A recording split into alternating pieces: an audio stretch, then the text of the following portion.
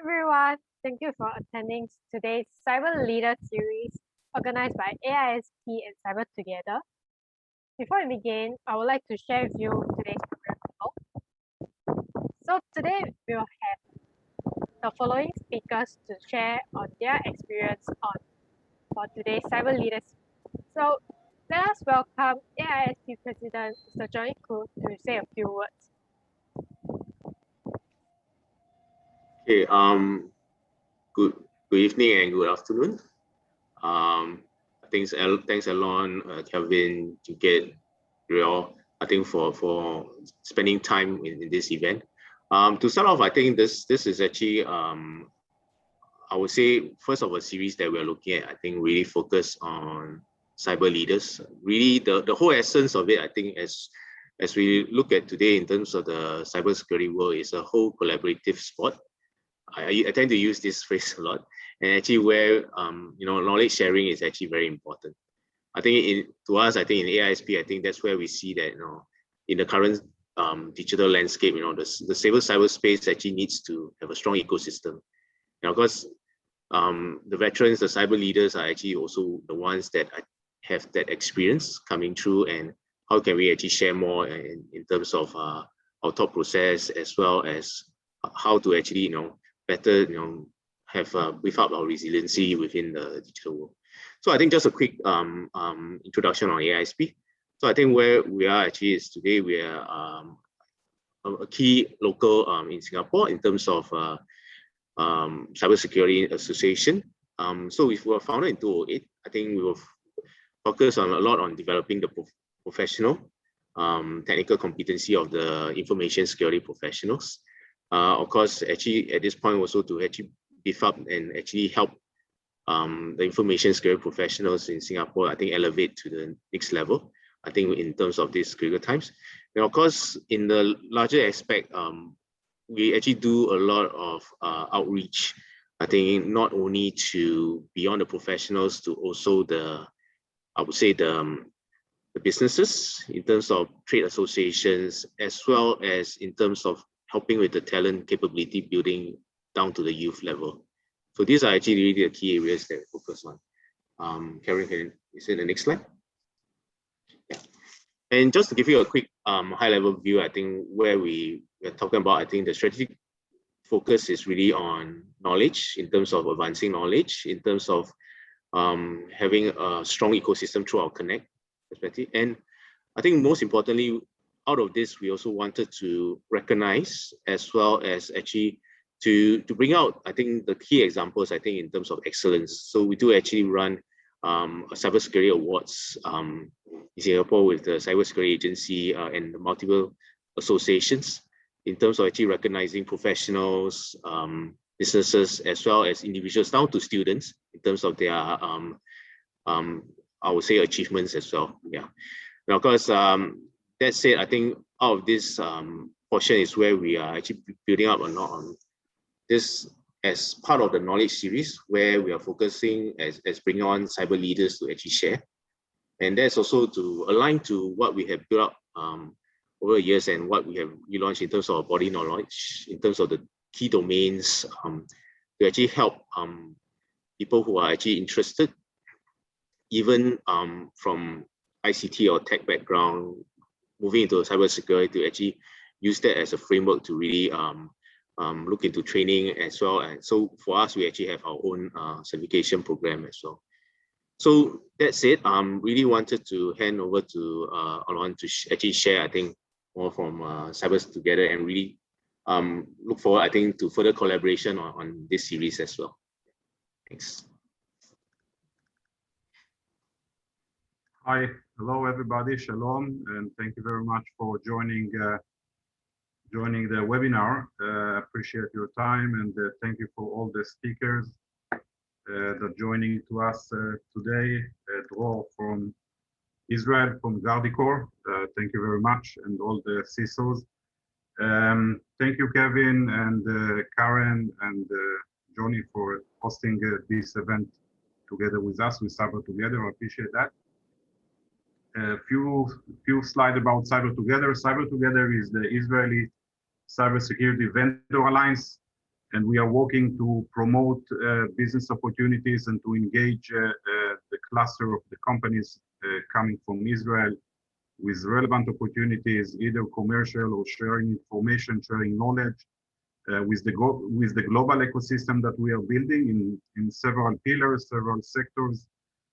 So far, the way that we are doing this, engaging the cluster, is doing event.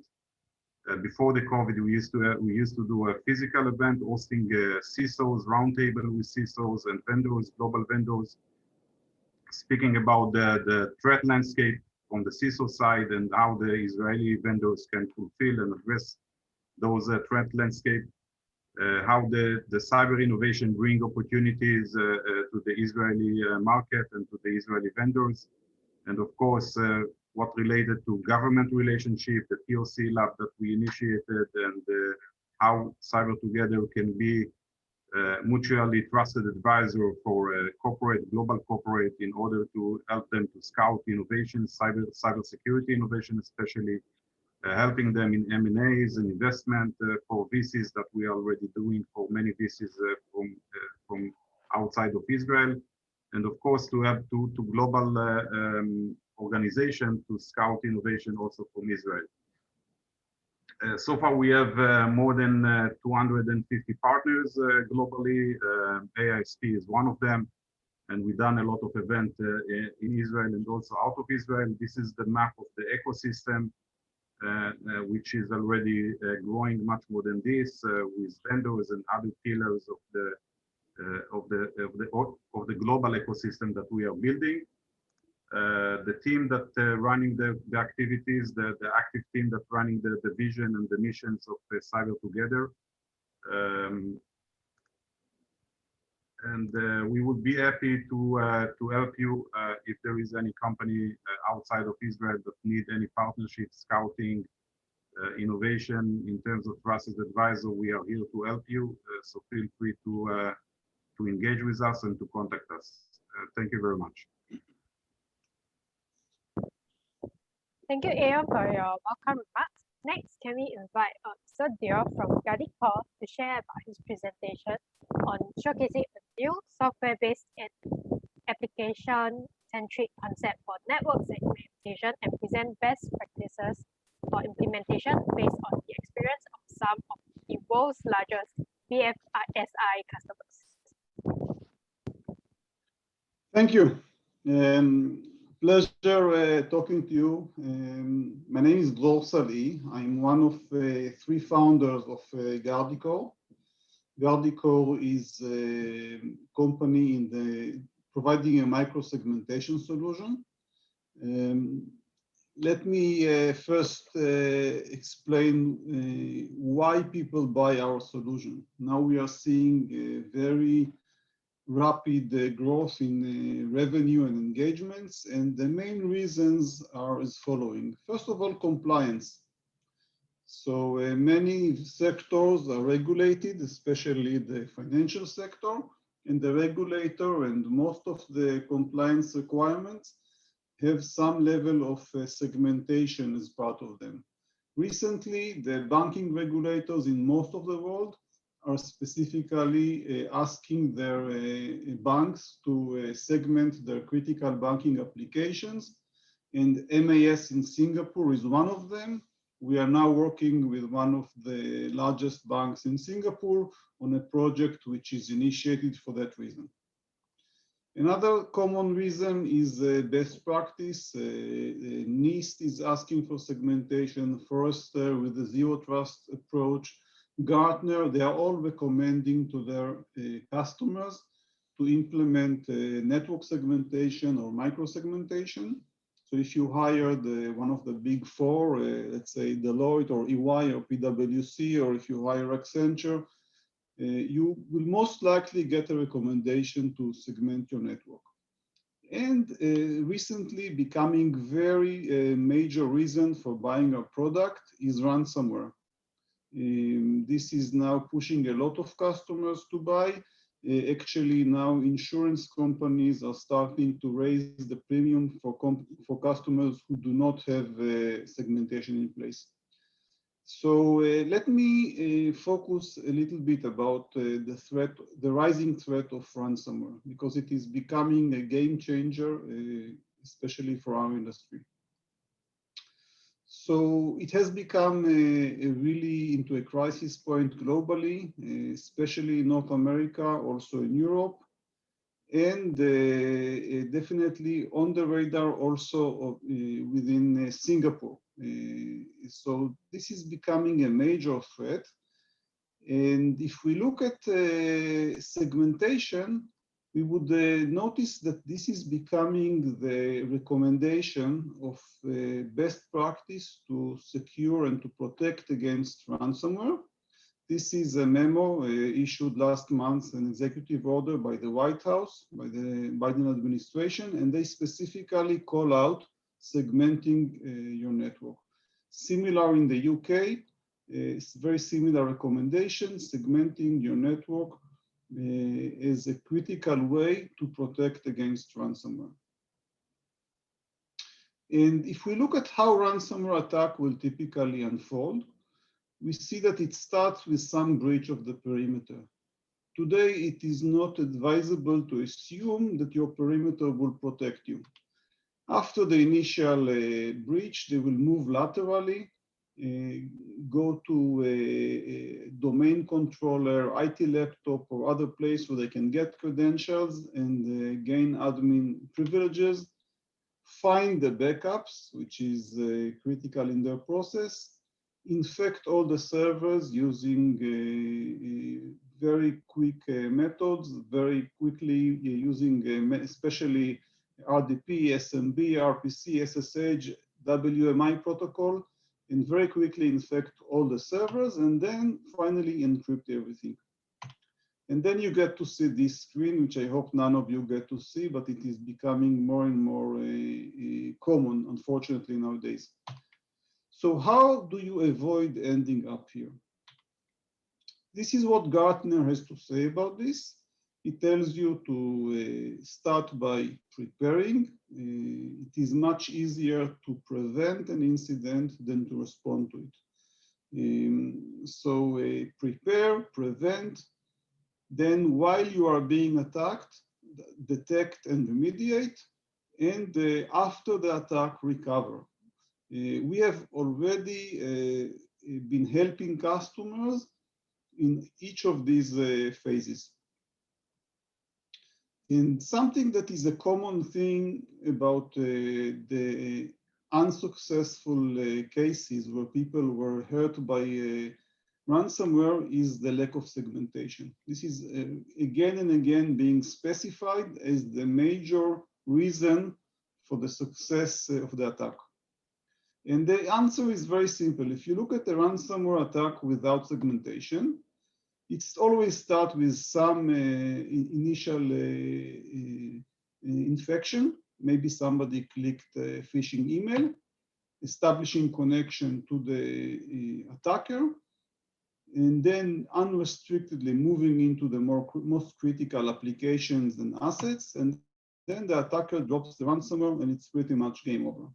If we see the same scenario with segmentation in place, the infection may still happen, but when the attacker tries to move to the critical assets, he will be blocked. And then when he tries his infection of ransomware, it will be very limited impact and it will not take down the business. So this is really why you need to have segmentation. However, we have to notice that it's something which is easier to say than to do.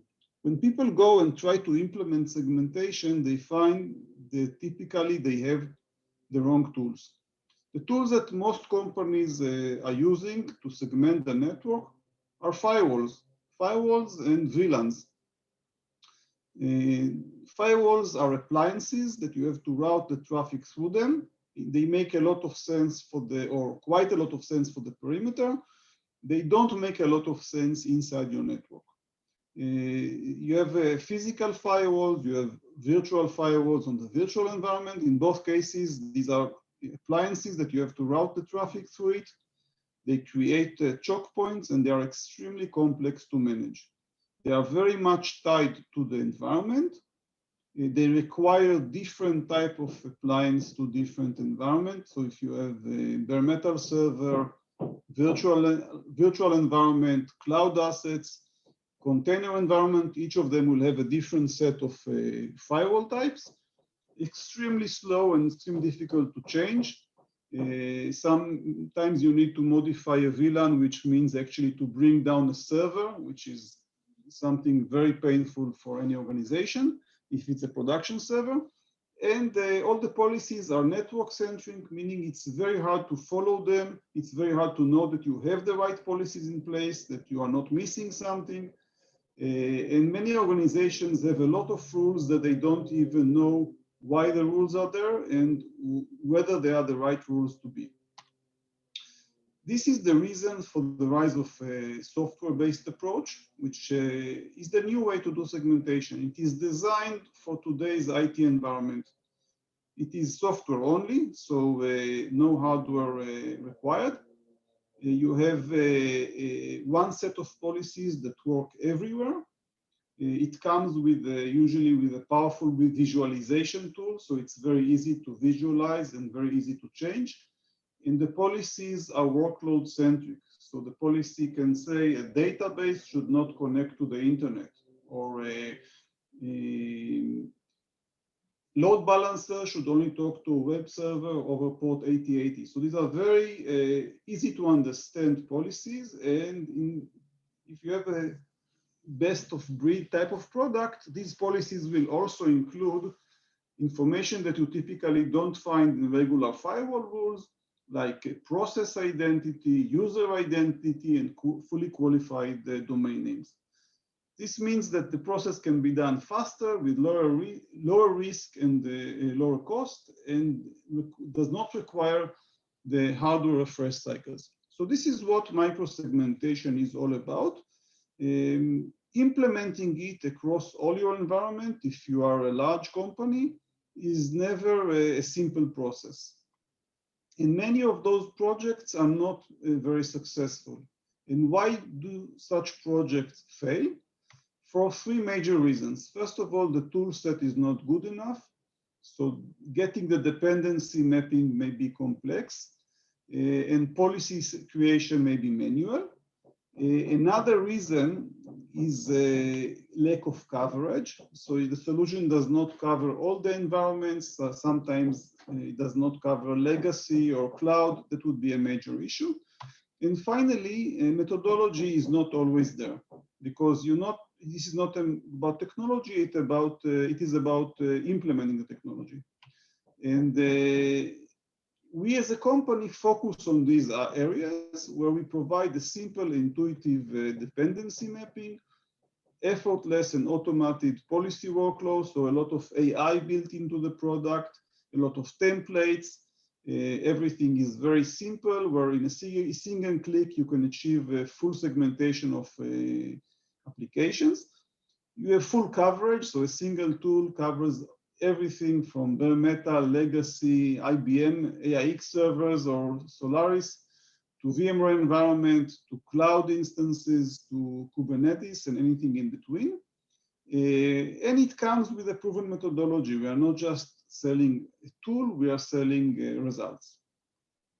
And when we do so, we actually address all of the stages of reducing ransomware risk as defined by Gartner, for example, which means not only prepare and prevent, but also actively hunt and detect lateral movement, remediate when it is found, and recover after the event. And we are also helping customers who were unfortunate, got hit by the ransomware, and then the insurance company brings them somebody with a Guardicore product to actually remediate and recover.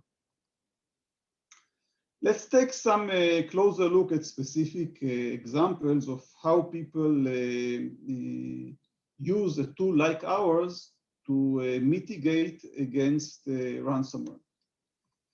So one of the common ways to propagate for the ransomware is the very commonly used ports like services like SSH. And then what we do is we put block rules which are global. So by just specifying a single block rules, all SSH connection attempts will be blocked no matter where they are, which server they are made. Is it in the cloud or on-premise, or it can even be on a laptop. Any connection attempt to an SSH will be blocked. Same goes for RPC and SMB, WinRM, and RDP. So first thing that we do is we put a very simple list of global block rules, which immediately will block any attempt of the attacker to propagate into these ports. Of course, these ports need to be open in some cases because there's a reason for those services. Some actual users need those services. So then we go and whitelist those specific connections which should be allowed. So we can provide a specific connection allow rule to allow specific connection to SSHD on a Jambox. We can allow specific remote shell by any server which is belonging to the IT team.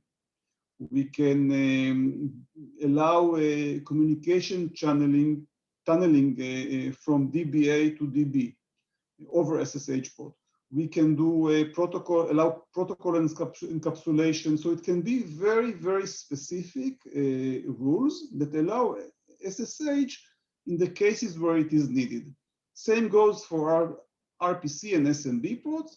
Again, a set of allow rules that are enabling those connections which actually should be allowed to use these ports.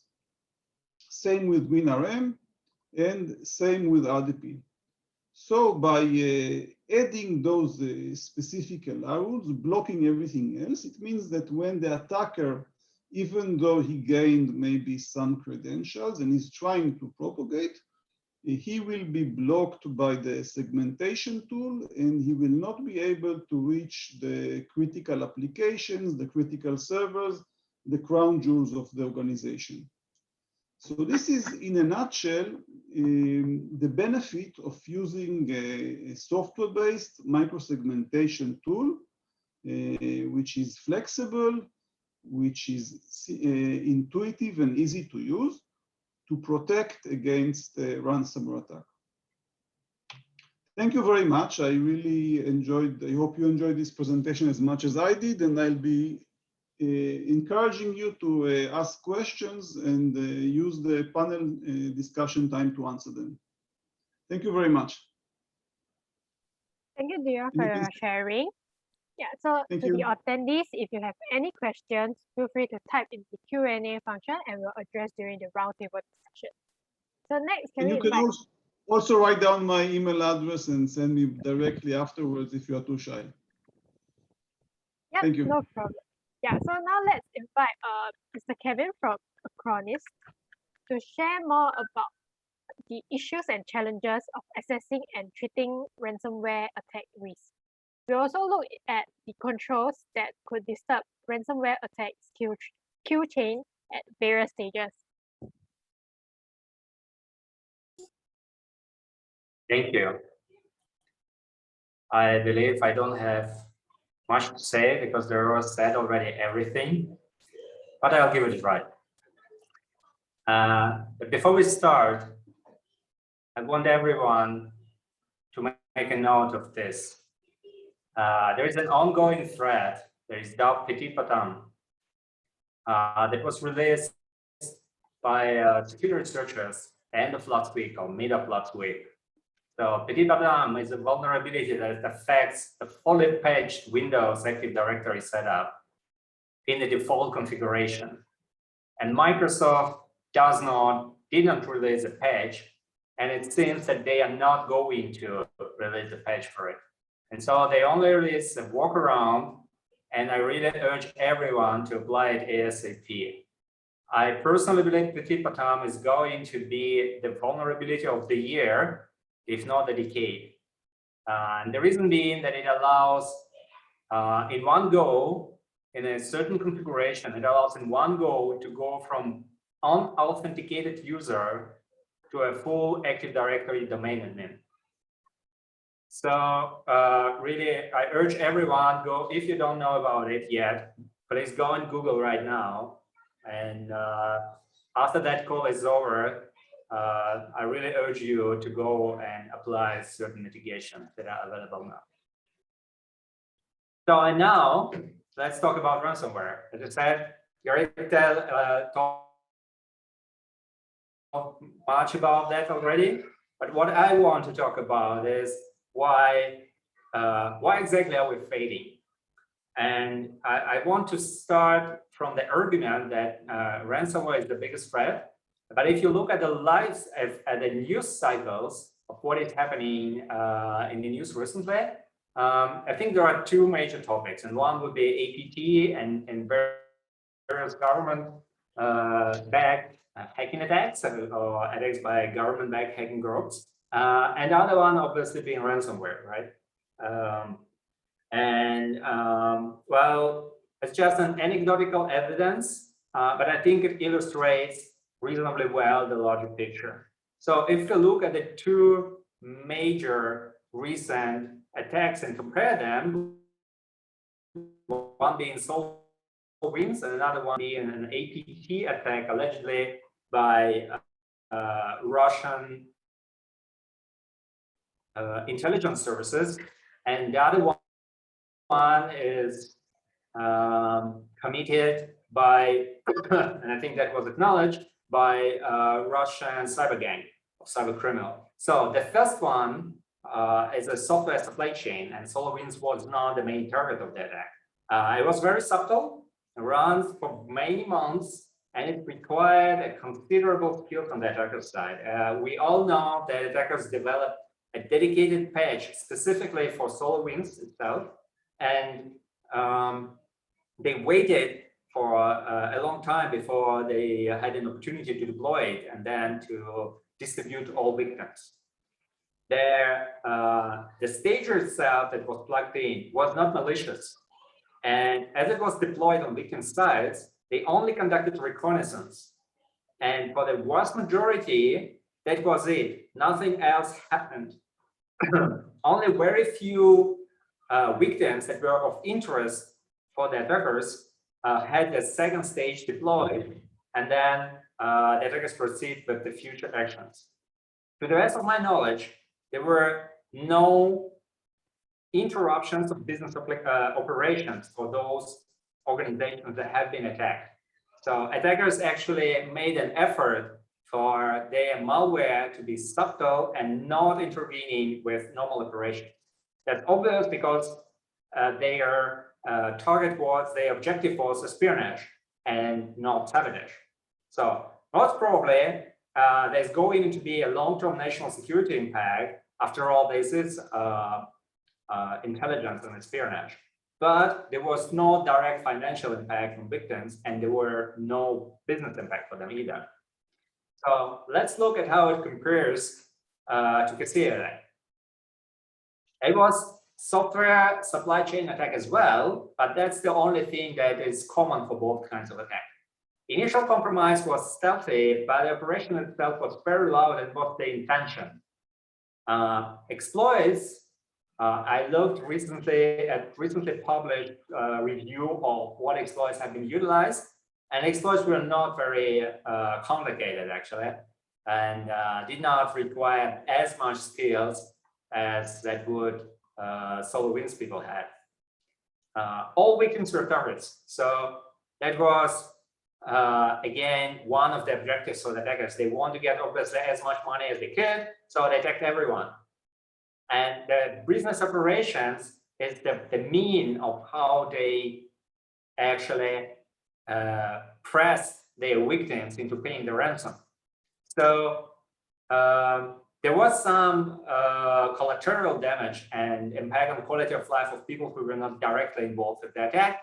Like you may know that point of sales terminals were affected in a point of sales terminals of some retail chain were affected, and people were not able to buy food there. But the biggest problem actually was the direct financial loss and impact of business operations. So if you look at that, actually ransomware attacks, again, this is just an anecdotal evidence, but it illustrates a larger picture. The ransomware attack, usually, if you look at those that are top in the news cycles, are much more damaging to the business around the world. And I would even argue that the APT attacks are actually not a problem for 99% of the organizations. It's always an interesting story. I mean, I like spy books myself, and James won't move it, but in real life, the real impact of APT attacks is really not as significant in comparison to ransomware. So, but why we are failing with all those attacks? So, the evidence shows that both well-resourced and small companies fell victims of those attacks. We only hear in the news about those big organizations ransomware like GDF, the Colonial Pipeline, and all that. I mean, you all heard in the news. But in my role as a CISO of cybersecurity company, I met and work a lot and hear a lot about small and medium businesses that are ransomware, and they have to pay the ransom just because, but you never heard the news about them because they're just too small. And also, some evidence shows that if you look at a revenue stream for a typical ransomware organization, military crime organization, the vast majority of their income is coming from those small and medium businesses, and not from those large one-off loud attacks. Those mostly serve to them in a way as a form of PR and not as a form to extract real money. So there is a reporting, some journalists reports that many of those compromised organizations failed basic security practices. Obviously, they didn't have micro-segmentations in their networks. But also they seem to have very old password policies. They didn't properly manage employees who left, and so on and so forth. They didn't patch their systems. But also it seems that very large organizations like Salt Orange, that is US military contractor that seems to deal with nuclear weapons in the United States, they also could be hacked. For Salt Orange, the company data has been leaked in just a couple of months ago. So why those companies are failing? I believe the biggest reason why we as an industry are failing, and why those companies in particular are failing, is that there is a gap between how attackers proceed and what we as defenders are doing. One of the problems is the operating system on the clients have a very large, increasingly larger attack surface. So if you look at a typical Windows system, it runs dozens of servers and services, and all of them are exposed via Windows RPC. And most of them are also exposed over the network, and you cannot do anything about that because this is just how Windows works. And so in order to get protected, you have to patch them all the time, or the attackers only need to find one vulnerability in your network. The other thing is that every ransomware operator is not highly skilled, as we've seen. And actually, most of their attacks are opportunistic. They never target a particular business. They try all of them and they try to find the one where they succeed. And we also know that they operate in a franchise manner. That means the ransomware gang themselves often is not even involved in the initial hacking. They outsource, so to say, that to other people, to other criminals, whom they call penetration testers for one reason. But they may not even get involved in the hacking itself. But because there is a large number of those ransomware gangs, even though every attack itself is opportunistic, the overall attack number of attacks means that the threat is persistent. So you have not so advanced, but very persistent threat against your network. And also, I think this partially supports my argument. Adar mentioned that one of the main reasons why segmentation needs to be implemented is compliance. And I think it's just wrong.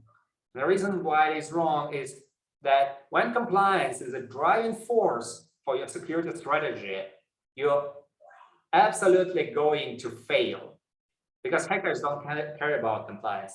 They only care about whether you're really secure or not. So how can we do better? In order to analyze that gap, we need to look how attackers perform and how defenders perform. I'm absolutely sure everyone has seen this picture. And I think, again, it was just shown in the previous presentations in a slightly different form. Cyber attack operates in cycles. They get an initial compromise, they got a small foothold on the internal network, and then they go into this cycle of lateral movement, recon, and then privilege escalation.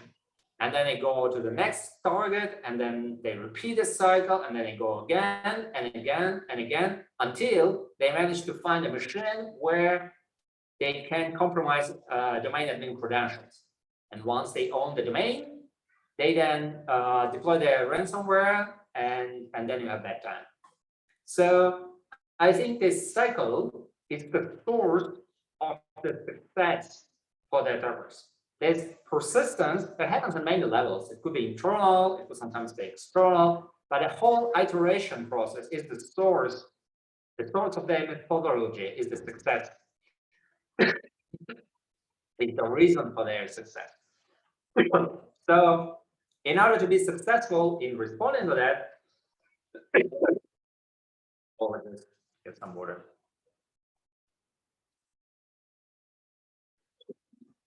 We also need to act in cycles. And the defense cycle could be pen test, identifying the gaps, eliminating the gaps, deploying monitoring for those gaps being exploited, and then repeating it again. And so this way, your organization will gradually improve their protections against real-life attacks. And not against compliance. I have nothing against compliance itself, but I argue that compliance does not make your organization secure. And we know that from the real life, when organizations that were totally compliant, like Target, that was great. Target was PCI DSS compliant, but at the same time, it was breached and millions of credit cards were compromised. So if you want to achieve the real security, you need to start with real attacks, with real attack simulation. Again, you simulate real life attacks via pen test or red teaming, whatever term we prefer, or depending on your maturity level. You identify the gaps, you work on eliminating those gaps that have been exploited, you develop monitoring for those exploitations, and then you repeat the cycle. And so how would you do that? Obviously, it's not an easy task, and this is where Acronis can help you. And I go very briefly through that. We provide services for every step of that life cycle, starting from developing your strategy, and then providing the security assessment, and helping you to develop the gaps and monitoring, and deploying the protections in your network. But if the incident still happened, we can assist you with the incident response services, activating your incident response plan and ensure a fast restoration of your services. Those are the services that we can help you with. This is a security assessment, providing awareness to your users. But then if it still does not, your organization gets compromised, assisting you with the incident response and recovery. That's all is built on top of Acronis CyberProtect product, which combines data protection in terms of backup, and we all know that the backup is actually the best protections from the ransomware attack, and cybersecurity, which includes detection of the malware and prevention of the ransomware to be run. With that, I conclude my presentation, taking note about Acronis Cyber Foundation, where we help to build schools and computer classrooms for those who are less privileged than us. And thank you very much for your time. If you have any questions, please do reach out to me and I will be happy to answer them. Thank you, Kevin, for your sharing. So to all the attendees, if you have any questions for Kevin, feel free to type in the Q&A function and we'll address it during the roundtable discussion. So up next, let us invite Mr. Chin Kiet, Global CISO from Dyson, to share more about his presentation on embedding technology resiliency, human resiliency, and ecosystem resiliency into your cybersecurity strategy.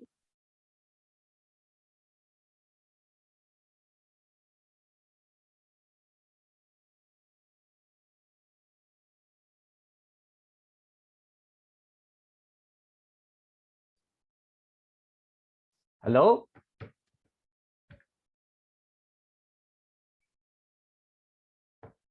Hello, everyone. Can you hear me? Yep, we can hear you. Yeah, you can. Okay, good. Good. Hello, everyone. I hope everyone stays safe and healthy wherever you are. Let me introduce myself before we start the presentation. Right, my name is CK Jim. I'm currently the Global CISO at Dyson, based in Singapore. And prior to this role, I was the former CISO for DHL Express. I have about 20 years of global cybersecurity leadership experience across multiple industries in the area of oil and gas, logistics, and technology and engineering.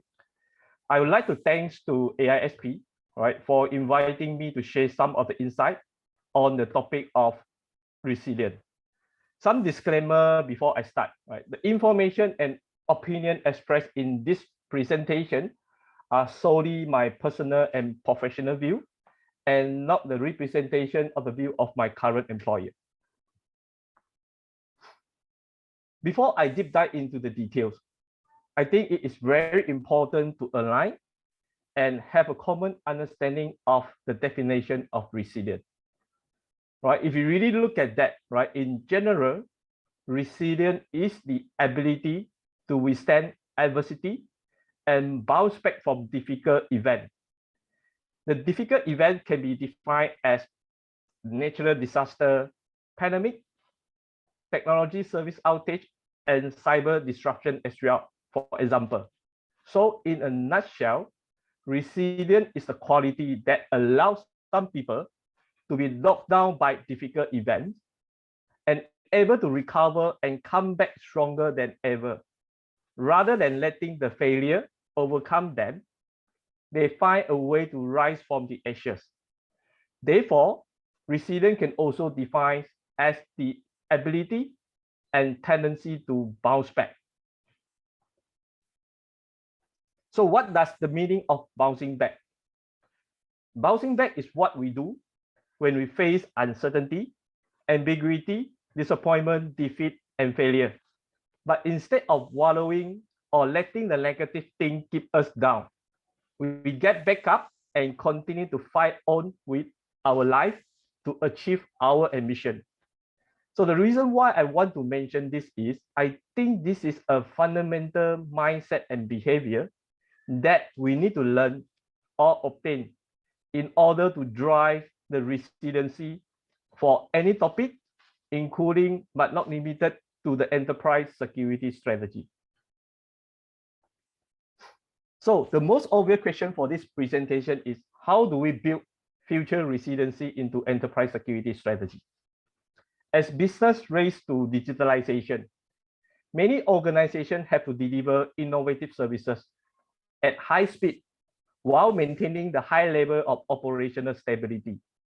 The pressure to act fast, however, often has a significant negative impact on a service-related resiliency issue. While many of the cutting-edge technology leader company has been, I would say, very focused on the resilient issue, many traditional enterprise, for example, those in manufacturing, retail, logistics, F&B, for example, have lagged behind. System crashes, service outages, and cyber disruption have spiked over the past several years. As business put to adopt the new technology, fast-tracking their IT application development, and bring the promising initiative, right, to be able to scale up so quickly without careful consideration of a legacy technical debt and also potentially some basic cyber hygiene as well. Many organizations have also invested, for example, in building up service redundancy with hot standby, backup and restore services, disaster recovery planning, and capability. However, some of these service continuity measures are not designed to deal with advanced cyber threat. Therefore, there are still many outages and disruption reported as a result of a successful cyber attack. Right? For example, I think you also hear the previous two speakers talk about the ransomware. Right? There are many successful ransomware attacks. Also wipe off the data, store at the disaster recovery, and also the backup system, and create a significant business impact and disruption to the victim organization. Besides that, the way many IT organizations in this traditional sector deal with this resiliency issue can also resemble a technological game of a whack-a-mole, for example. When system fail, an organization, the first priority is to restoring services, but to do so quickly, most technology teams only look for immediate revenue that can do to recover the job fast in that moment. However, the technical fixes that work well in one crisis will not generally work in the next, since the issue can be different so widely. As a result of that, many organizations face a continuous cycle of triage, right? Trying to fixing one issue only to find another one popping up somewhere else. To stop that cycle, companies need to move away from a reactive emergency response posture. In my opinion, there are a set of practices that the enterprises can adopt to improve the organization resiliency, reduce the risk of incident, and mitigate their commercial and customer impact. So we have been talking about the importance of technology, people, and process in IT and cybersecurity for many years. Today, I think we can also apply the similar principle for defining the future resiliency into the enterprise security strategy. To respond to immediate challenge ahead, the tech leader need to define their strategy and execute them across the three, I would say, a major dimension. The first one will be the technology resilient, human resilient, and also the ecosystem resilient.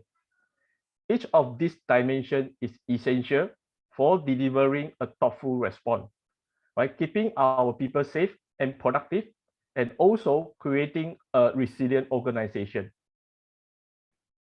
Like other business executives, the technology leaders have a responsibility to lead their function throughout the crisis as well. But beyond that, they also have a critical responsibility to support the entire enterprise, particularly as technology and cybersecurity is increasing movement into the fabric of the business.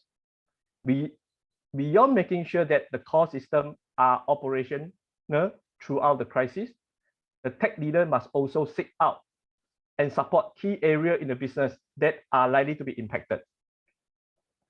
So therefore, the organization business resiliency depends on its technology, the people, and also the supply chain ecosystem. And the tech leader should also assume the role of a crisis leader.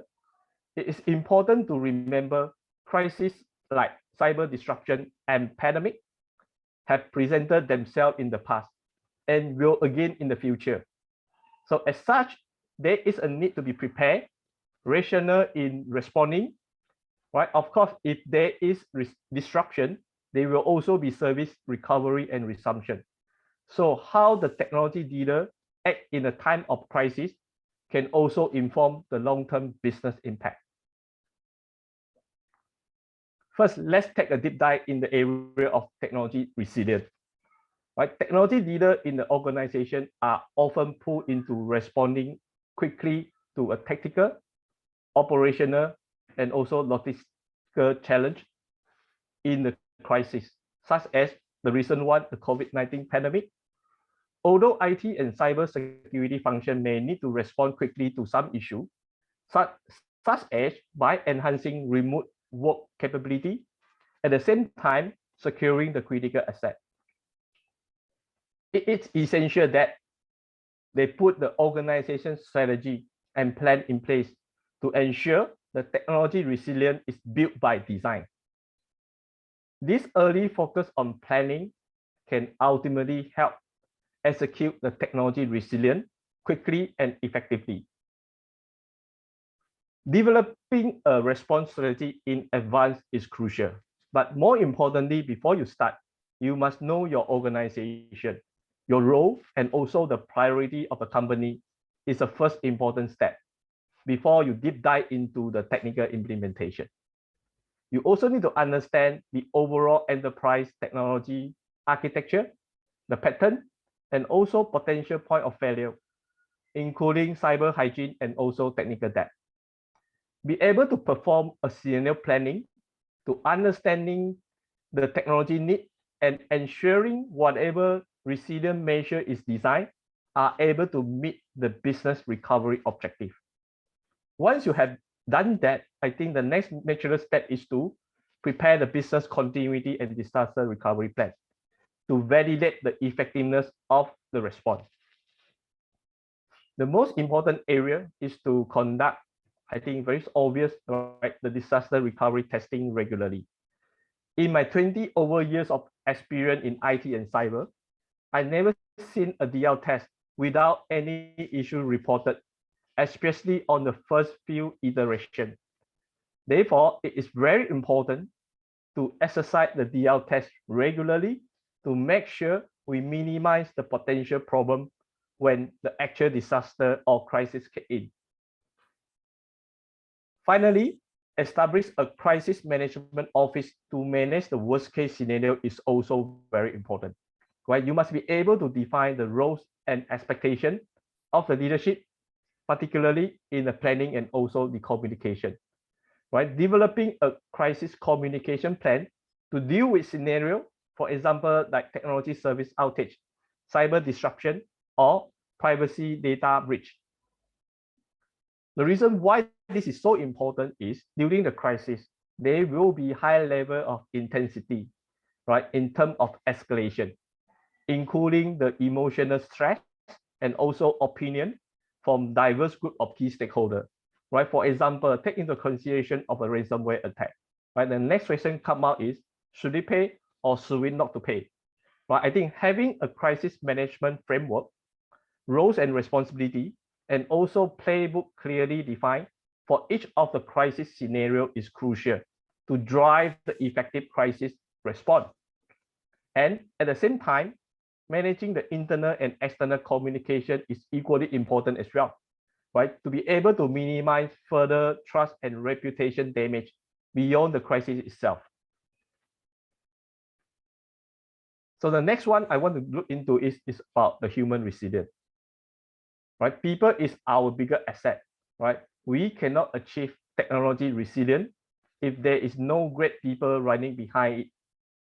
The COVID-19 crisis, I would say, have added a new dynamic of human resilience, right? With remote working, blend in of your personal and working hour, right? The sudden surge in the network usage, and also the need to rapidly adapt the employee and also the customer digital and working preference, creating a new set of challenges. So therefore, it is very important to ensuring the health and safety of your people is the top priority. Organizations should educate their staff, right, as well as their key supplier about the importance of the COVID-19, right, as well as the way to prevent the infection as well. We must be able to demonstrate a willingness to listen to our team, our people, right, to ensure that they feel safe speaking up against conducting work that put their health or the health of others at risk. And the other also important area is to be able to consider their personal well-being, emotional and stress level of the employee. The unpredictable working pattern, right, the COVID restriction, personal health and safety concern have created, I would say, quite a lot of unnecessary anxiety, the worry, and also stress to our people. Being able to show empathy and respect in this difficult period would add, I would say, an extra amount to boost up our employee motivation as well.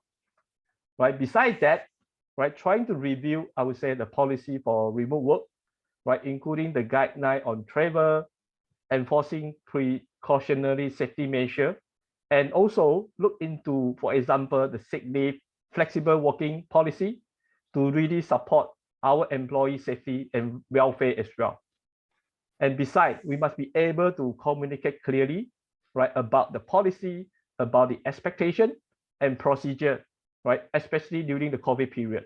It is to ensure that the communication channel is well established to address the employee question and concern, right, to be able to support them, not only provide them a technical capability or a safe environment to work, but emotionally as well, we need to make sure that they are able to operate, right, to be able to deliver what is expected to drive the organization moving forward, especially during the crisis period. Finally, ensuring the critical resource availability through the succession planning and contingent workforce. If possible, consider the critical contingent workforce are able to spread over multiple locations and country is crucial, right? Also depends on the company, I would say, operating location, but it is to ensure that there is a sufficient workforce available to support business critical operation. In the event of sudden spike of COVID infection and restriction applied that may pose a significant risk to the human resource related business continuity. And the last one I want to really focus in is about the ecosystem resilience. Right? Ecosystem resilience is the inherent ability to absorb various disturbance and be able to reorganize while undergoing a state changes to maintain the critical function. So this definition is originated from an ecological study, but in my opinion, it is applicable as well as for today's business threat landscape. After developing a thoughtful technology and human resilience strategy, the leader also had the obligation to preserve the continuity of business operation, either by leveraging the resource within the organization or outside of the organization supply chains to strive for survival or success. Some of the worst case scenario for discussion are, how do you preserve the continuity of the business operation? For example, when the company bottom line, for example, revenue, is severely impacted during the crisis, that have a significant impact on the technology and human capital expenses. And the other possible scenario is, how do you continue your critical business operation where your critical supply chain is fully disrupted by pandemic, logistic, or cyber disruption? I do not have the best answer for this scenario, as different organizations have a different priority and also risk appetite. But there are some consideration, right, for leaders to establish some best practices in this area. I think the first one I want to look at it is, what is your organization agility and scalability in responding to changes during the crisis? Right? Are you able to rationalize and prioritize your technology project and portfolio in order to identify the most mission critical operation that need to maintain? Right? Are you able to equip your connectivity, security, and infrastructure, for example, for a new set of traffic or a new set of use pattern? And are you ready to be able to disrupt the business, right? Not only from a business operating model, but also the entire technology ecosystem. And more obviously, be prepared for life, for example, without the data center, right? For example, are you able to move to 100% cloud-based in the short notice, right? Especially during, for example, some of the major crises like ransomware or like potential data breach. And besides, from a security perspective, be able to understand, adapt, and embed security, compliance, and also privacy requirement in your plan as you deal with a different scenario. I think that is really important to be able to establish that foundation. And the next area I want to talk about is also in the area of vendor support. How flexible is your vendor service management? When you need to scale up and down based on your critical business function, right? Is your vendor is flexible enough to support it and adjust the service level agreement based on the demand? You also need to consider and prepare multiple sourcing strategy, right, to enhance the supply chain resilience in the event your critical supplier or vendor is out of the business or severely impacted on similar crisis, right? For example, we have seen recently, we have a logistic disruption, and also a COVID pandemic is also another good example.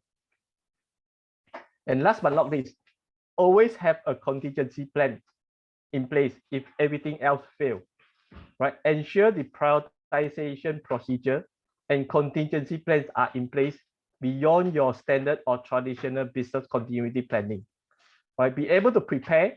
I think very important area is the cash flow constraint, right? Especially when company is not doing well in the crisis, right? It is the most important area, right? To be able to either fight for or source for additional investment if needed to grow through the crisis. And this is the final safety net to fund any mission critical operation in order for the organizations to survive over the crisis. So the technology leader, right, have the opportunity to show their visionary leadership by becoming a resilient leader while reimagining the future of work. As leader of a critical business function, it is their responsibility to be prepared and be vigilant. More importantly, it is also an opportunity for them to lead the way and equip their organization for the future, however it may unfold. In crisis, resilient leaders are defined first by who they are and then by the action they take. With clarity and resolve, the most resilient among them will put the immediate mission as a first priority. They will stabilize the situation by taking decisive action, prioritizing speed over elegance, yet at the same time, they will provide the kind of leadership and vision that the moment demanded by creating a narrative of clear path forward and also embracing the overall holistic view and challenges. Even in a moment of disarray or disorientation because of many moving parts moving forward, the resilient leaders never lose sight of opportunity that lies on the next horizon to seek for, I would say, the continuous improvement. So in summary, many technology leaders today are in a unique position to help their organization reimagine the future of work, of the workforce, and also of the workplace powered by technology. The key point is, are we able to use this as an opportunity to shape the future way of working, which are more resilient, efficient, effective, and collaborative with the wider ecosystem, beyond the boundary by the function or the enterprise, to keep the business stay competitive and moving forward successfully.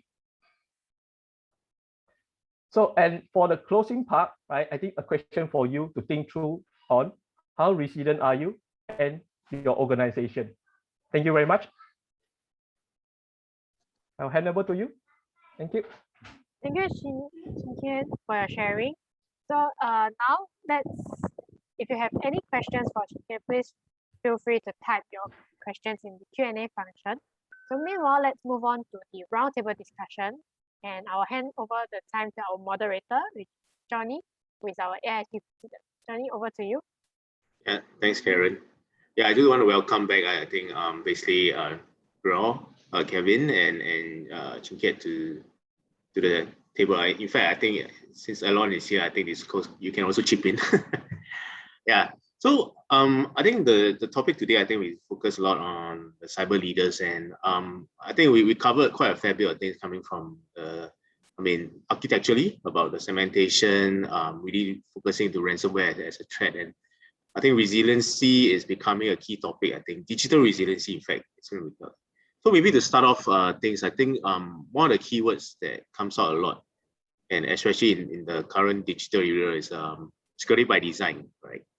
So if we want to say that, I think that has actually had, not something new, but I think as we are moving now increasingly from on-prem to the cloud, right, that becomes I would say a very important part. Maybe to start off with, I think since you start off also talking about segmentation, maybe that could be one way of looking at it from an architecture perspective, and especially for the cloud. Maybe that's something you can start off to share. I think, what do you see that as a key point when we talk about security by design? Good. Thank you. So very, very good question. First of all, I want to say that it's much easier to prepare and to prevent an attack than to respond to it while it's unfolding. So the importance of security by design is actually growing all the time. Second, we need to understand that as IT world is changing, so does the architecture need to change. And we have to understand that everybody now is becoming hybrid. Even organizations like banking and government, which used to be all on-premise, are now going to use public cloud. And this means that the architecture needs to be ready for this environment and need to be well integrated into such a situation. What we see is many times when there is not a centralized forward-looking architecture, we see that the security is built on silos. So there is one type of security for each type of the IT environment, which makes it very challenging to manage the organization as a whole. So we see a huge advantage to those organizations with a unified security architecture, which is taking into account the fact the organization is changing, it is hybrid, and also taking into account that every product nowadays has to be fully automated, fully integrated with the DevOps, CI/CD process, and fully integrated with things like cloud orchestrations, container orchestration. You cannot take the siloed approach and cannot take the separate, trying to just solve.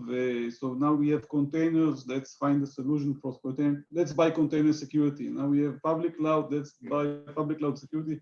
That approach is a killer to the security of the organization. And by the way, also to the resilience. If it's not a single unified approach, it's going to be very hard to manage, and organizations are not as secure. I understand. Maybe I think, I think what you just mentioned is not to be in silo and actually end to end. Maybe to really just to direct this to also Kelvin. I mean, Acronis is really operating on a predominant cloud platform. Maybe that's something you could also share from your perspective as a CISO as well. Kevin? You're unmuted, Kevin. Yeah, sorry. I was so eager to answer that, I forgot to unmute myself. Frankly speaking, and maybe that's an unpopular opinion, I think that's not the responsibility of security team to answer that and to have an opinion on that matter at all. And the reason being is, you know how they say, you had one job. And so your job of the security team is not to put the company in the position when they have to choose whether they need to pay the ransom or face the consequences of the business interruption. But when security team put the company in that, if security team put the company in that position, they ultimately have failed. I'm not blaming them. I mean, protection is complicated. But I think that decision is then above of the area of influence. It now goes to the board, maybe to the CEO level, to operations, but not the security. When I talk to boards, and maybe SK can provide more insight on that, since you mentioned that, I definitely recommend not to fuel that economy. I mean, fueling that economy definitely creates more attacks, right? But I also understand, and I said, I've seen not only large organizations like the ones that we hear news about, but also very small ones. Like sometimes it's mom and dad shop, or maybe it's an organization that has, I don't know, 5 or 10 or 15 employees. And the ransomware attack is really devastating to them. That literally means open up their business and those people cannot work anymore and they cannot bring food to the table. And so I understand that sometimes that's a big deal. But ultimately, that's at this point in time, that's no more a security question. It's a business survival question. Jinke, you want to add to that? Maybe is there, in your opinion, the implications or any other strategy that you feel? I think the security design, by design, right, is a easy word to, I would say, misuse, right? I think it's a lot easy to say than actually be able to implementing correctly and effectively, right? I think especially, I would say we are in a digital era, right? There is a lot of hybrid, I would say, operating model, right? We are no longer operate on prime, right? Some of us are on cloud, right? Some of us on price, and we have various type of, I think, beyond just IT, right? The OT, the IoT are introducing, right? That is also a lot of responsibility across a various delivery function, right? To be able to ensure, right, the architecture are be able to work from an enterprise perspective, right? I think I have seen a lot of companies going through the transformation, right? Many transformation at the same time. For example, driving network transformation, moving to SD-WAN, driving cloud transformation, driving data transformation to build the AI and machine learning, and at the same time, driving cyber transformation as well. So everyone have their different set of priority. And how are you able to bring together holistically, right, to ensure there is a proper communication channel and framework to allow security design or control be able to embed it into I would say a unified platform, right? To be able to drive that efficiency and effectiveness, that is not easy, right? That require a lot of, I would say, expertise and also maturity and organization culture as well to drive that, I would say, improvement moving forward to really meet the end goal, right? It's difficult, but ultimately, as I say, be able to look at enterprise architecture pattern, right? We'll be able to understand what are the potential point of failure, right? What are the resiliency or security risks that we are creating, right? To be able to prioritize and fix that when we're able to detect and solve that problem. So it's today, I mean, in some of my encounter, I think we do start to see this role coming up. We do see, the enterprise architect or the architect role becoming an important role inside the organization. I think this is, start off with Jinke, but open to both, and actually Kevin to explain, because I do see that even becoming a definitive role, even in the banks as well sometimes. Yeah, I think it has transformed, right? I don't like to use the enterprise architect, right? Because when you talk about enterprise architect, you have a traditional definition of the enterprise architect looking at IT or looking at the solution itself, right? I think the role has been transformed.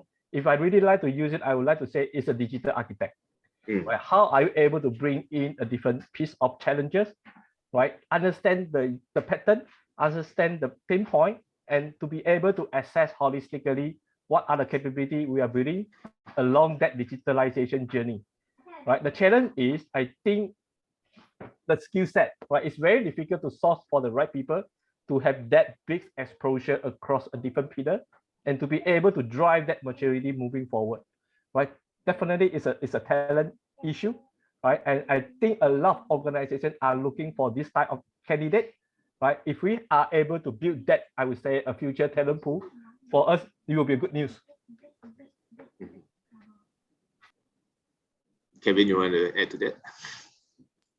Now, I mean, I can talk about the skills shortage. I can talk for hours about that, but I think everyone on the call can add to that. We definitely have that problem, well, we as an industry we need to address it. I personally act as visiting lecturer in university, just to help students to see and understand the real life risks of what they will be challenged with once they graduate. But I think overall as an industry we can do that more of that.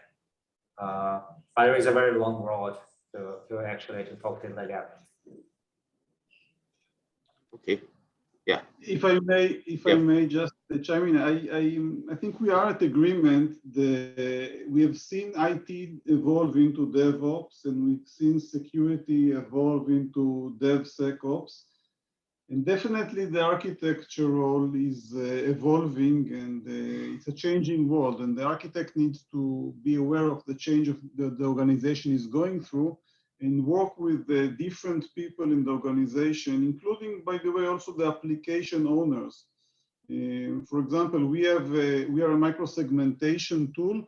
We also have a portal for application owners, so that each application owner can see in his language. He doesn't need to understand the security product, but it has to see in his language the policies that are being generated sometimes by the infrastructure or security team, and sometimes by the application owner himself, because in the end of the day, the achieving the security posture is a group thing. It's not just an architect role or a security role. Mm-hmm. Yeah, I mean, there's a good discussion around architecture and the enterprise architect role. I think one other things, I think which I think the topic for that was brought out, I think really around the threats perspective, right? And agree, I think ransomware has really become a big economy by itself. Yeah, in fact, I think one of the things I think Kevin just also briefly mentioned, I think paying or actually fueling the economy.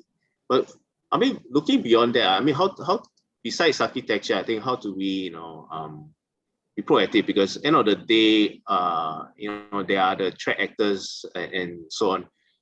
I mean, do we see, cyber threat intelligence is actually a key part of that arsenal against, I would say, the threats like ransomware? I mean, maybe to start off with Kelvin first.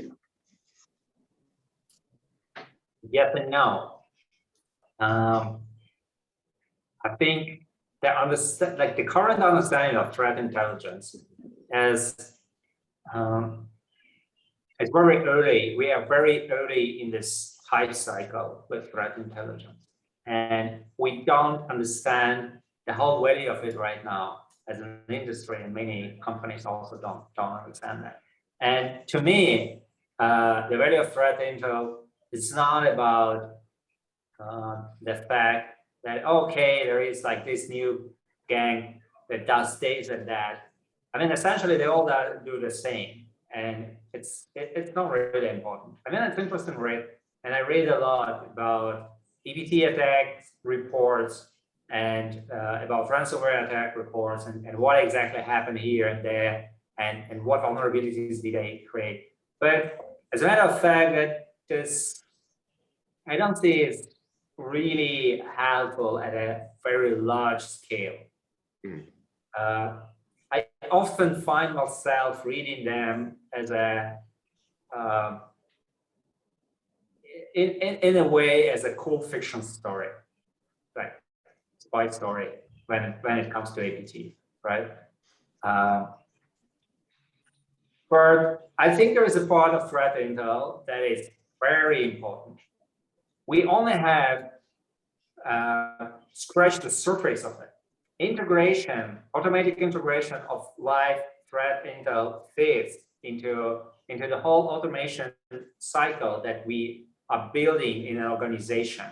Automatic response to threats based on the threat intel.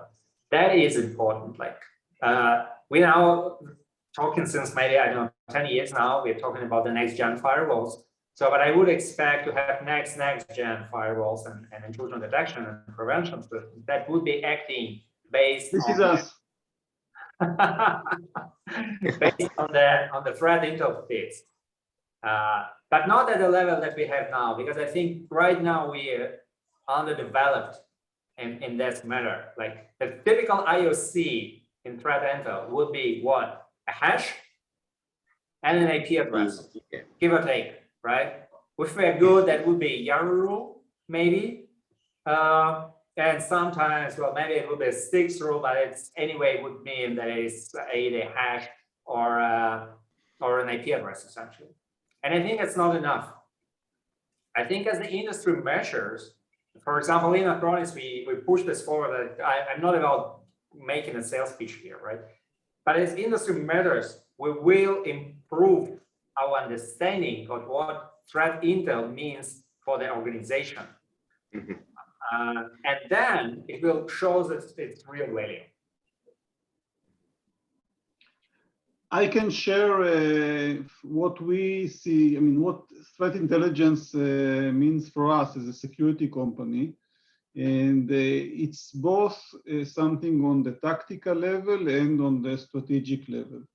So on the tactical level, every product our product is integrated with threat intelligence feed. So whenever any of the servers from the customer is getting contacted by or to or from a server which is a known compromised server or a known CNC server, of course, we know about it, we block it, we notify it, it's a security incident, that's kind of obvious.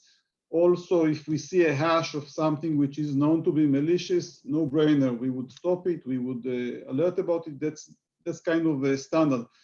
But more interestingly, we actually hired a team of researchers, PhD type people, people with a background that is relevant to that, that keeps researching attack campaigns all over the customer base and internet, and learning how these, because the landscape of the attackers keep changing as well. The methods that they are using keeps researching them, because you cannot protect against something hypothetical. You have to learn your adversary. So we have a team that their job is not to create a product, it's just to learn the adversaries all the time and then bring those insights into the product. So we have a lot of capabilities in the product which are based on machine learning capabilities, detection capabilities,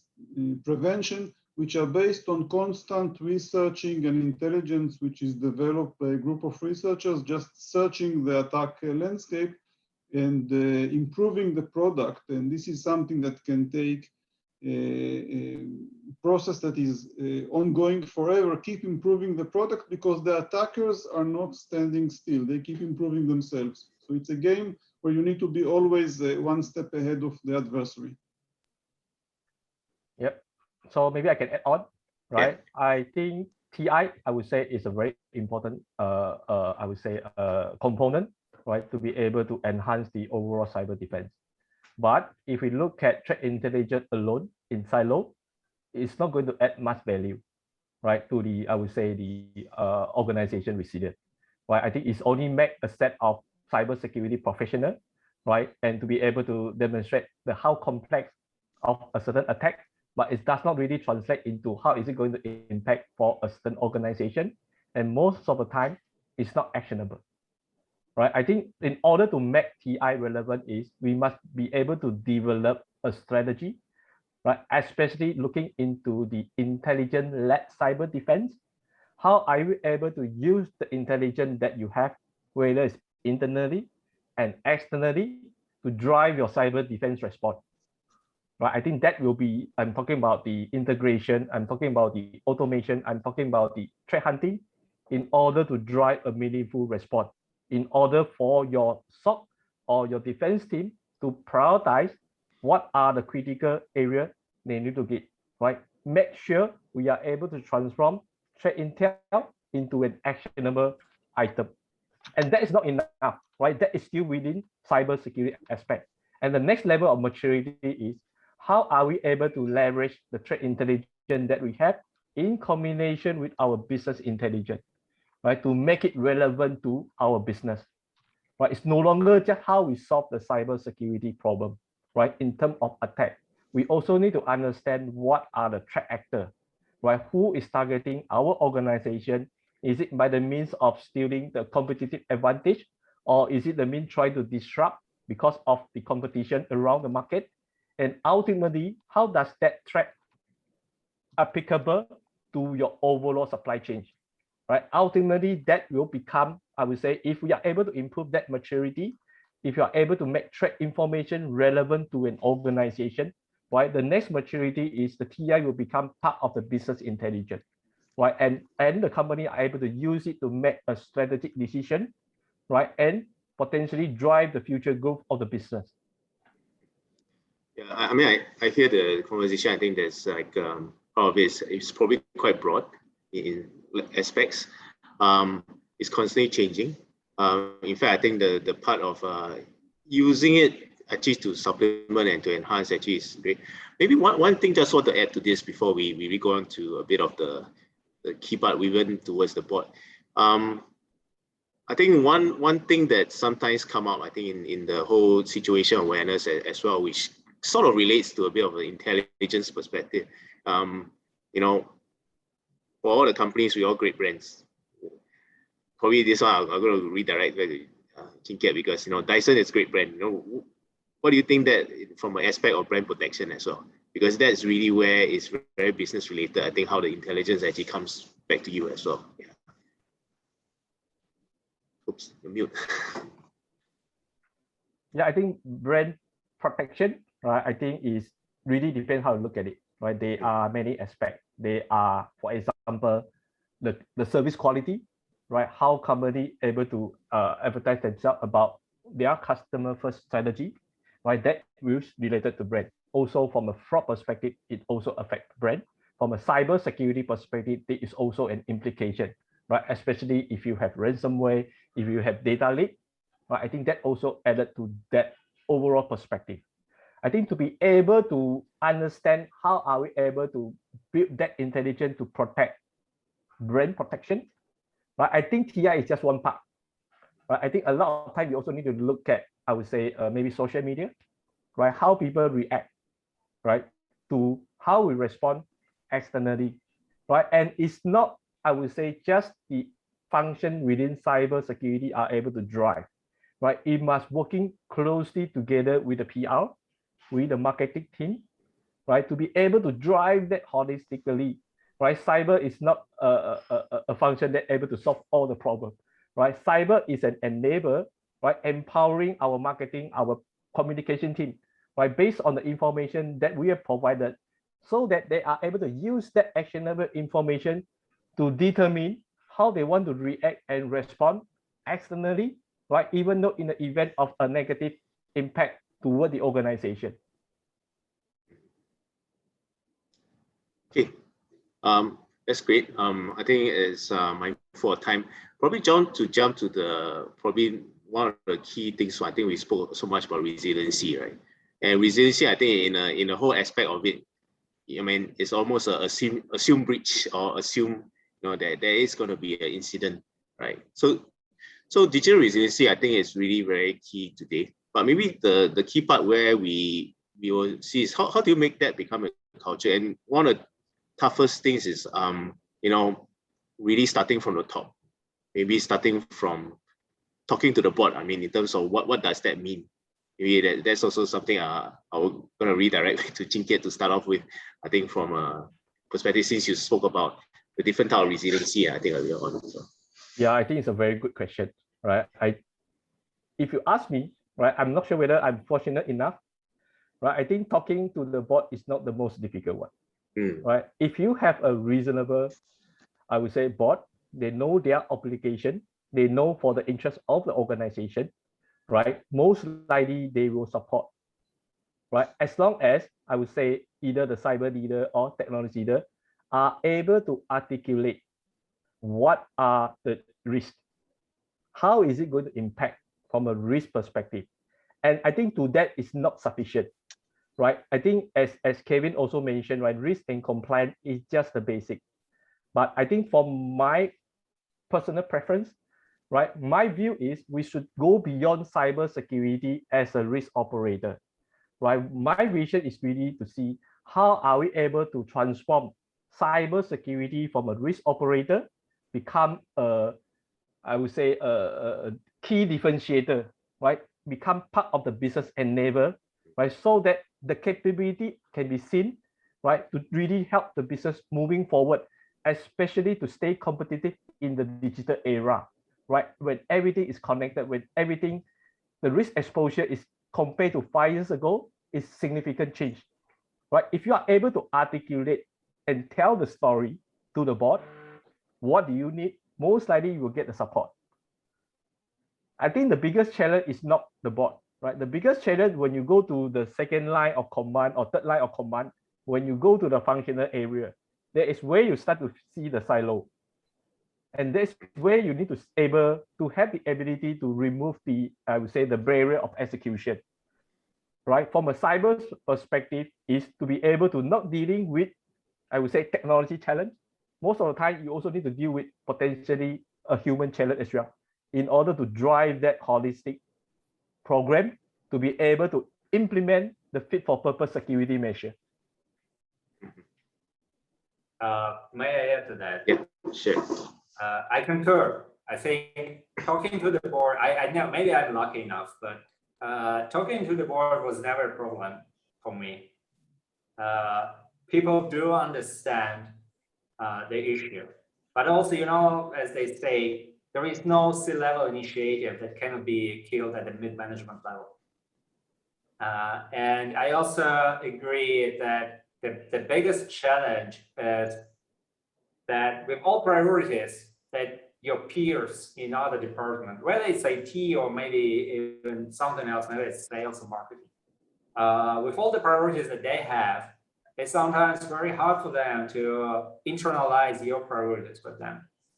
I also personally think that the biggest strength of the security team inside of an organization, I mean, we should be friendly with with everyone, obviously. But I think the most helpful would be sales and PR. And there is a good reason for that. The sales are the people who are bringing money, and you can talk money to them as you can talk money to the board, because the board understands risks, potential risks, and the potential loss. And very easy for them to internalize them once you talk their language. And the PR team is important because they understand the consequences of the successful cyber attack, for example, of what would happen if your security protections would fail. And so within every organization that I was working with and I had to protect to, I often found myself working with sales and PR teams in order to build my security strategy.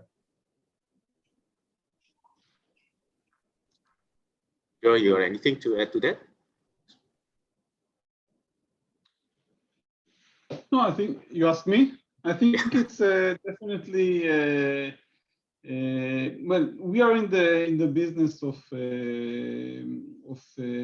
achieving resiliency, and we see the awareness growing. We see, I mean, definitely the ransomware side of the landscape is changing a lot of the priorities of boards, and this is changing. We see this as something which is transforming our business, and we are in the business of prevention, because prevention is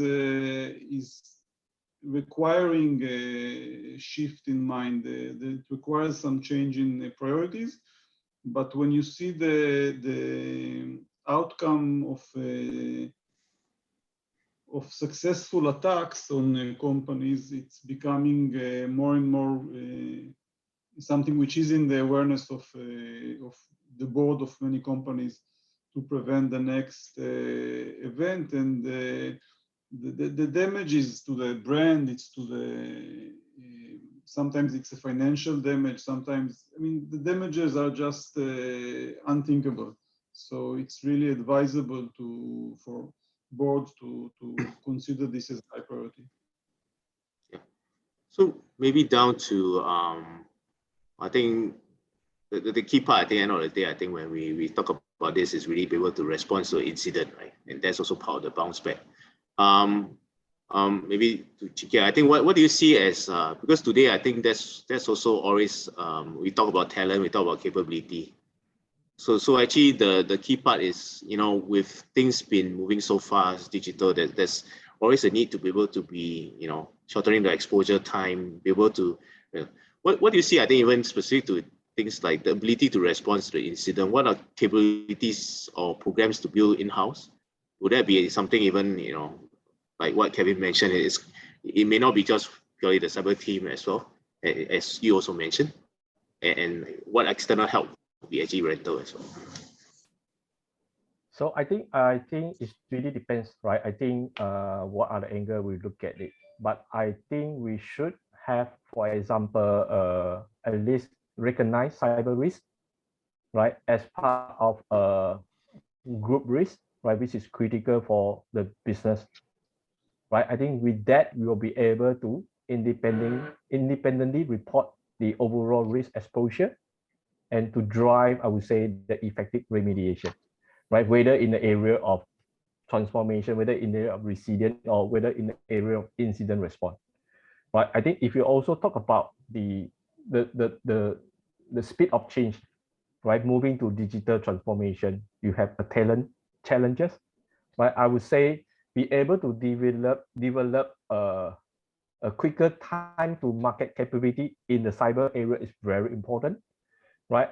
My approach is, I think it makes sense for us to build a hybrid model, right? To be able to leverage the internal and external capability, right? To allow us, right, in order to build 100% from scratch, to be able to tap into the existing talent pool or the capability in order for us to drive a lot more, I would say, a timely incident response, right? Even though in the event we deal with a very complex, let's say, a threat actor, right? We will be able to get the sufficient intelligence and the information, right, including the forensic, and to be able to deal with that moving forward, right? When I say to be able to work with external, it also includes the ecosystem, right? Not just the vendor, but also potentially the government cybersecurity agency, right? To be able to make sure that when we deal with complex incident, there is a proper channel for us to get all the help that we need from a different channel to drive that, I would say,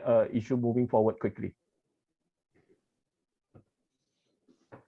Okay, so yeah, maybe also to, you got something to bring up, I see. Yeah, so first of all, I want to say that it's advisable to be prepared with capabilities. So things like forensic capabilities, which are built into the network, the ability to visualize, the ability to respond, first of all, the detection capabilities. All this is something that has to be pre-invested in and be able to, that will both reduce the or prevent, hopefully, the breach, and also be able to respond to it. However, if you don't have all of this and you get hit, let's say, by ransomware, typically you make 2 phone calls, one to your lawyer and the other one to your insurance company. And if you are in the US and when you call the insurance company, there's a decent chance that you will get somebody on site coming and installing you the Guardicore product, which enable to achieve forensic visibility. And then as you clean, you typically would install an EDR and the tool like ours, where every time the issue is that you want to start by cleaning the infected servers, which may happen to be Active Directory and some of the most critical to your IT. But if you just disinfect them and the rest of the environment is infected, obviously you will be infected again. So you need to create a green island of cleaned servers and slowly grow it. And a tool like ours is useful also for that purpose, to actually isolate the clean or the green area from the rest of the network. Kevin, you got anything to add on? I think from an incident perspective, I mean, I think from a platform and from a, I think, preparation perspective, what do you see as well?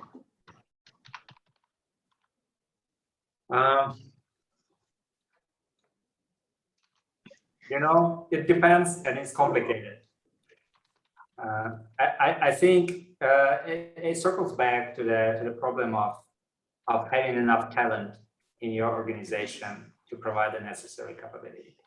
If you can afford that, and if you have a sufficiently large organization, and if you want a better alignment with all your other processes, you should go for in-house. If you find it hard, everyone finds it hard, of course, but if you find it especially hard to hire and train such people, and you need immediate capability, by all means, you should outsource it. And also, if protection is not the core of your business, that is really core of your business, right? When you deal with protection, unless you are in a cyber protection company,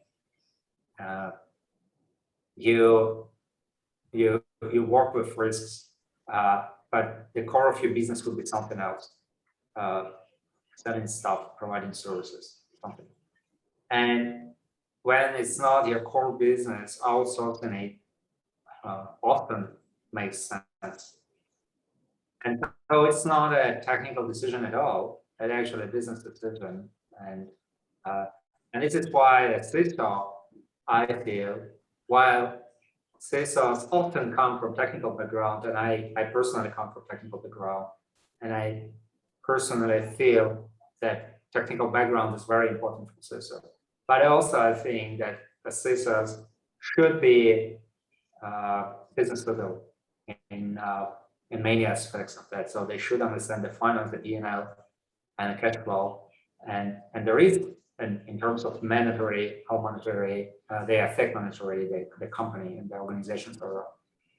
And that decision has to be made based on that, and not about whether which CM is better or not, or whatever.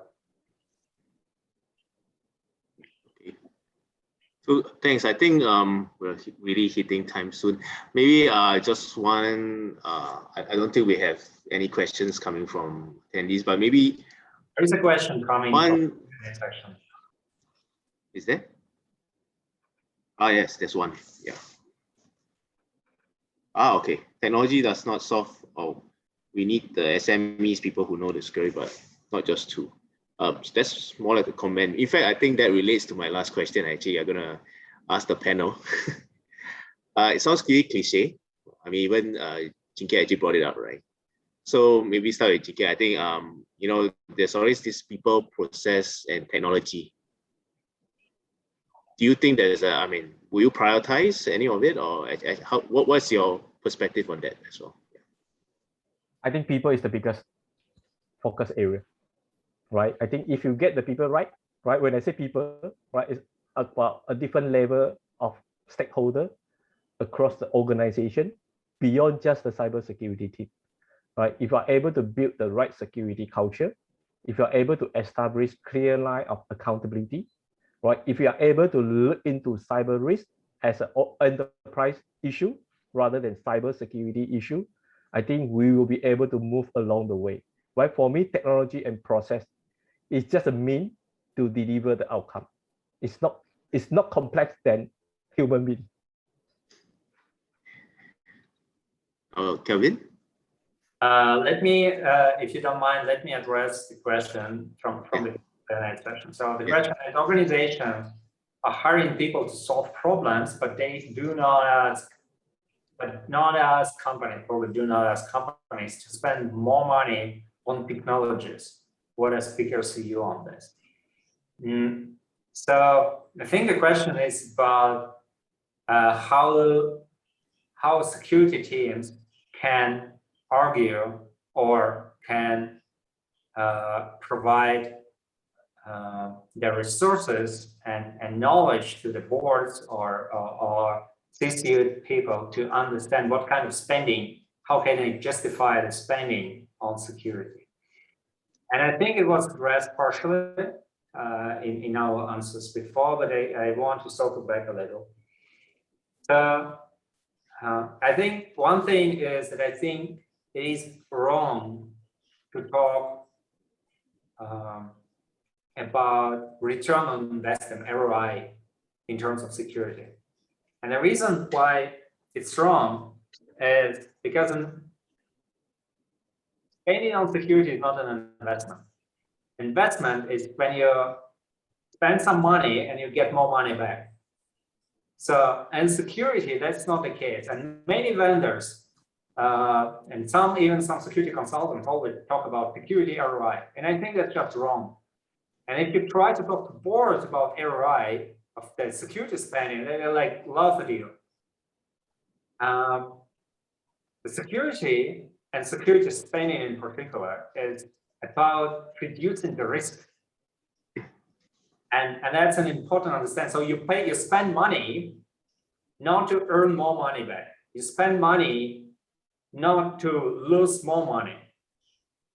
And so that's drills it down. If you can show to the board or CFO or whoever you're working with on your budget, if you can show them that this amount of money is needed to avoid spending more money, you will not have an issue to justifying the spending.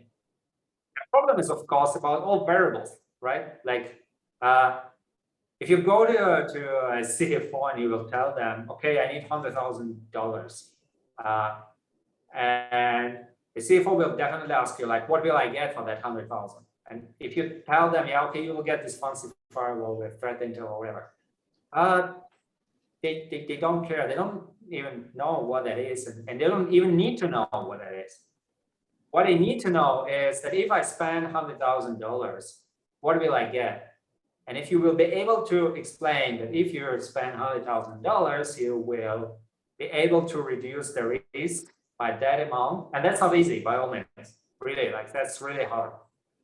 But if you manage to do that, then you will be able to justify your budget. And I think that the biggest problem with CISOs that come from technical background, myself included, is that we have a very hard time trying to do that. And also, we often don't understand the language. Like if I ask a typical CISO, what is P&L? Like, they don't know. And I think, like, what is the difference between the P&L and cash flow? And whether you need to optimize for cash flow in this annual, or whether you need to optimize for P&L design, or whether you need to spend on growth. Maybe like you're working in a company that strategy has it, like an exponential growth. And I guess the error is working for that kind of company. But if you came maybe working for a different kind of company, and they have completely different challenges. And CISOs need to understand that if they want to be successful and in working with the company in general and strategic, and also tactically in order to defend their budget for the next period, Yeah, I think I would like to add on, right? I think Kelvin bring up a good point, right? In my career in CISO, I never use ROI as part of any of my proposal because it doesn't work, right? Because investment in cybersecurity is not about the return of money. I think the way how I like to use it is about to be able to demonstrate about the return of value, right? How are we able to quantify the value? Right? I think reducing the risk, I would say, is the most commonly used, but it also doesn't guarantee the success, right? I think depending on the organization that you are working with, right? I think as a CISO, first thing you need to do as part of your job is to be able to understand the business, right? What are the business priority? What are the bottom line? What are their pinpoint? And also what are the future strategy and the vision, right? To ensure that they are able to continue to remain successful. I think once you're able to have that, I would say, understanding, you'll be able to map in terms of the return of value, right? In order to drive that useful conversation to get the right investment that you need to drive the transformation within cybersecurity. Right? I think beyond just talking about the risk reduction, right? Normally I would like to look into two different aspects. First thing is definitely enhance the resilience. Right? As I say, ultimately, if you don't have a resilient services or infrastructure or business, you'll be able to hit by, I would say, cyber attack. And that will indirectly translating into the trust, right? The public trust toward your organization, right? Be able to, I would say, enhancing the trust and resilience, right? That is really important for business to move forward, right? Be able to maintain trust, right? You are actually increase the confidence of the consumer or your potential customer, right? To be able to, I would say, purchase or buy either the product or services that the organization is provided. And when we're talking about the new way of working, right, I think many of the organizations are collecting a lot of, I would say, personal data, right, of our customer in order to drive a more insightful business operation model, right, in order to make them more competitive against the competitor. So if we are able to make a story, right, to be able to articulate how cybersecurity are able to become, I would say, a business value generator and a key differentiator, right, compared to the competitor, I think that will be a very, I would say, a good strategy, right, to move that forward. Thanks. So maybe I think we're coming to the end of the session. So really, I think thanks. I think this has been a very great discussion. I think, and I think we cover a broad area, and to be frank, I think it's never enough. I think cybersecurity is all aspect. There's always a lot of areas, a lot of scenarios and discussion about risk, about business enablement and so on. So maybe at this point, I think really thanks to CyberTogether. I think Alon, I think where this first session is, I want to really pass to Alon to have closing comments on the whole session as well. Yeah. Thank you very much, Johnny, and we would like to thank you everybody for the very fruitful knowledge sharing session. Thank you, Dro, for being a speaker, and Kevin and CK for also being a speaking and sharing with us your insights. Very insightful sharing you did with us. We would like to encourage you to keep in touch with us, with AiSP team and CyberTogether for this collaboration. Thank you, and to stay tuned for our next session together. Thank you. Yeah.